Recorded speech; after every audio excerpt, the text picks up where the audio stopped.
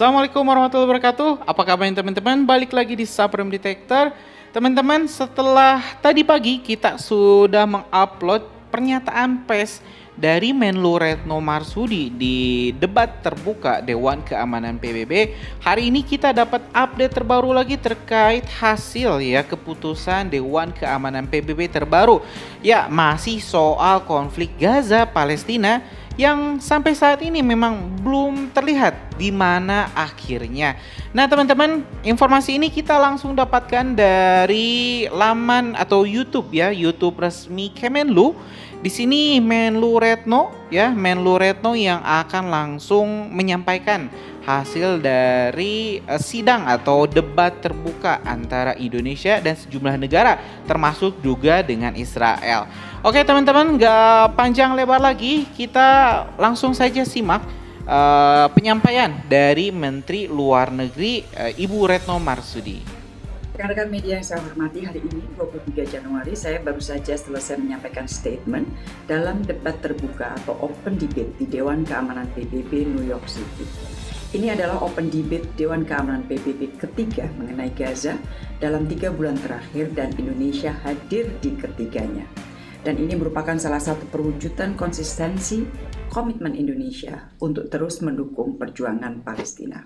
Di dalam pernyataan di Dewan Keamanan PBB tadi, saya ingatkan bahwa Dewan Keamanan PBB memiliki mandat untuk memelihara perdamaian dan keamanan internasional dan bukan untuk mentoleransi perang, apalagi genosida. Saya juga mengingatkan, Piagam PBB secara jelas mengatur bahwa resolusi Dewan Keamanan PBB bersifat mengikat dan harus dilaksanakan. Pertanyaan saya kepada Dewan Keamanan PBB adalah, sudah berapa banyak resolusi mengenai Palestina telah diadopsi dan berapa banyak yang telah dilaksanakan? Sebagai catatan teman-teman, pertanyaan tersebut memang sengaja saya sampaikan ke Dewan Keamanan karena saya melihat banyak resolusi yang dilanggar terkait Palestina, namun tidak pernah ada sanksi kepada para pelanggar. Rekan-rekan, lebih lanjut dalam statement, saya juga menyampaikan kemana Palestina harus mengadu jika DKPBB selama berpuluh-puluh tahun gagal menjalankan resolusi yang dibuatnya sendiri, sementara Israel membunuh rakyat Palestina tanpa dihukum. Sekali lagi saya mendesak anggota Dewan Keamanan untuk segera menghentikan ketakutan yang setiap hari dihadapi oleh warga Palestina di Gaza dan juga di tepi barat. Saya juga bertanya di depan Dewan Keamanan PBB, apakah lebih dari 25.000 nyawa yang telah melayang, ditambah dengan semakin banyaknya yang sekarat karena kelaparan dan kedinginan, termasuk bayi dan anak-anak, masih terlalu sedikit untuk kita segera bertindak.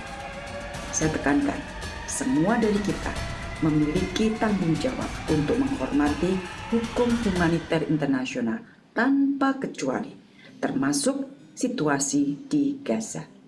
Lebih lanjut saya sampaikan, tanggal 18 Januari lalu, Perdana Menteri Netanyahu menyatakan secara terbuka Israel tidak akan mengizinkan negara Palestina untuk berdiri. Pernyataan ini sangat berbahaya dan tidak dapat diterima karena mengkonfirmasi tujuan Israel sesungguhnya, yaitu menghilangkan Palestina dari peta dunia. Apakah Dewan Keamanan PBB akan terus tinggal diam menghadapi maksud Israel tersebut? Saat ini aksi militer telah meluas di luar Gaza. Ancaman perang terbuka di Timur Tengah merupakan bahaya yang sangat nyata dan sedang terjadi. Untuk itu di dalam pernyataan saya tekankan pentingnya 3 hal. Pertama, pentingnya terciptanya gencatan senjata segera dan permanen. Ini akan menjadi game changer untuk segala hal. Yang paling penting, ini akan menyediakan ruang untuk mengatasi situasi kemanusiaan di Gaza, memulai upaya rekonstruksi pasca konflik dan proses solusi 2 negara. Saat yang sama, penting untuk terus mendukung upaya Senior Humanitarian and Reconstruction Coordinator untuk membuka jalan bagi pengiriman bantuan kemanusiaan di Gaza. Kedua, Palestina harus segera diterima sebagai anggota penuh PBB. Ini penting agar dapat segera dimulai proses yang adil dan seimbang untuk mewujudkan solusi 2 negara serta mencegah kekejaman lebih lanjut oleh Israel. Ketiga, menghentikan pasokan senjata ke Israel. Setiap senjata yang dikirim ke Israel dapat digunakan untuk membunuh rakyat sipil yang tidak bersalah. Di dalam pernyataan saya tegaskan bahwa Israel harus bertanggung jawab atas aksinya, termasuk kekejaman yang mereka lakukan di Gaza. Saya tegaskan juga bahwa tidak ada negara yang kebal hukum. Dan bulan depan, Indonesia akan menyampaikan pernyataan lisan untuk memberikan advisory opinion kepada Mahkamah Internasional atas pertanyaan yang diajukan oleh Sidang Majelis Umum PBB. Rekan-rekan, pernyataan saya tutup dengan kalimat bahwa Indonesia akan mengambil semua langkah yang memungkinkan untuk terus mendukung Palestina. Rekan-rekan, itu tadi pernyataan yang saya sampaikan dalam Open Debate Dewan Keamanan PBB mengenai situasi di Palestina. Dan di sela-sela pertemuan, saya juga melakukan beberapa pertemuan bilateral, yaitu dengan Menteri Luar Negeri Lebanon, Rusia, Norwegia, Aljazair, Palestina, Austria, Yordania, dan juga dengan Presiden Palang Merah Internasional atau ICRC. Pertemuan bilateral utamanya membahas situasi di Gaza, termasuk mendorong gencatan senjata segera dan pengiriman bantuan kemanusiaan. Dengan Menlu Rusia, saya bahas juga mengenai kerjasama ekonomi dan kita berkomitmen untuk mempercepat negosiasi FTA antara Indonesia dengan Eurasian Economic Union. Dengan Menlu Norwegia, saya bahas implementasi kerjasama Just Energy Transition Partnership. Norwegia telah berkomitmen memberikan dana sebesar 250 juta US dollar melalui Norfund. Saya juga apresiasi Norwegia yang mengakui upaya Indonesia dalam mengurangi deforestasi dan penggunaan lahan. Dengan Presiden Palang Merah Internasional atau ICRC, saya juga membahas mengenai upaya kemanusiaan di Myanmar dan Afghanistan.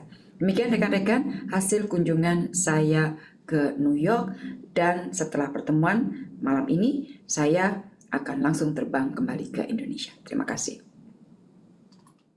Terima kasih kita ucapkan kepada Ibu Menteri Luar Negeri, Bu Retno Marsudi, yang telah secara konsisten menunjukkan kesungguhan Indonesia untuk membela keadilan, membela bangsa yang tertindas, membela hak-hak rakyat Palestina.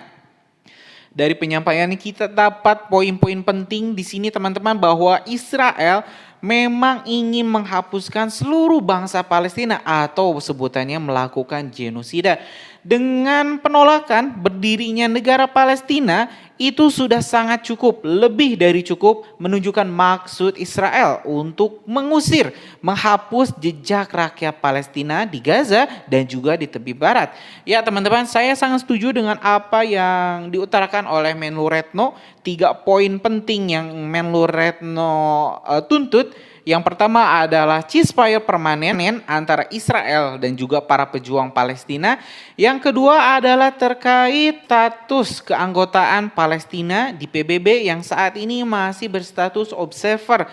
Jadi di sini Menlu Retno kembali menegaskan bahwa Palestina mempunyai hak seperti bangsa-bangsa yang lain untuk menjadi anggota penuh di Perserikatan Bangsa-Bangsa. Dan yang ketiga, yang terakhir adalah penghentian pengiriman senjata ke Israel yang digunakan Israel untuk melakukan pembersihan etnis, membunuh rakyat sipil, anak-anak, dan bahkan bayi yang baru lahir.